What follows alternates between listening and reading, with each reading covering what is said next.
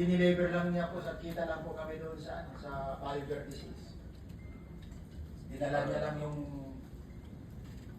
mga malita niya doon sa Bolivar disease during the time. Tapos kayo ang nag-deliver sa... Inilipat po namin sa sakyan, dinala na namin sa Horizon, yung mga malita na yun. Yun yung 46 na sinasabi ko. Yes, Your Honor. Okay, thank you. Mr. Chair, I just want to make addition, mga clarification po rin. Kasi po sa Kongreso, siguro alam din po ito ni Congressman ni Senator Dante Marcoleta, magkasama po kami. Uso po yung bilihan ng budget sa Congress. Opo,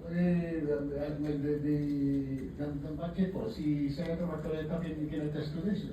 Kaya po minsan, paghapon, papanoodin nyo po sa TV, ikot-ikot po mga kasamahan namin sa Kongreso, yun pala, nalapitan yung isa, yung budget ko na natitira dyan, akin na lang, 20% para yung nasususmas na. Yun po magkakaalam ko, Mr. Chair. Thank you for the education. Mr. Chair. Sa Senate yun. Point of information. Sir President, Mr. Point of information. Yes, sir. Intervention. Yes. Just information. Mr. Oli, bakit kasi yung na-highlight mo yung 48 lang? Sabi mo naman, halos 3 beses sa isang libro, pero delivery. Bakit yung lamang delivery alleged delivery ni Rep. Yap ang parang yun ang natandaan mo? Kasi yung kauna-unahan na nung pagka-duty ako sa basura, yun ang kauna-unahan talaga na naaktuhan ko talaga. Ibig sabihin, unang duty ko, yun talaga yung bumungad sa akin.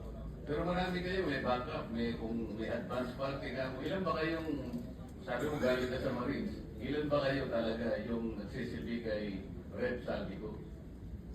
Total ko parang nasa 90 plus. So, kung 90 plus, meron ba bang natatandaan mga kasama mo? Mabilis lang, para makita natin na talagang nagsasabi ka ng totoo. Sino-sino yung kakilala mo sa Marines? Sa Marines, mayroon sila Jubit Bunagan, Okay. Mark Bunagan, Alan Pulisio. Maliban sa Marines, meron din bang ibang serbisyo? Police meron? Mayroon pulis sa anim na galing sa PSPG. Kung sakasakali, meron nakakarinig sa mga kasama mo at sasabihin nila, mali naman ang sinasabi mo, tumarap sila rito. Kaya mo ba silang harapin? Yes, sir. Salamat po, Mr. Chair. Senator Pangilinan. Yes, yung Eric Yap ba, na congressman, yun yung dati chairman ng Appropriations Committee.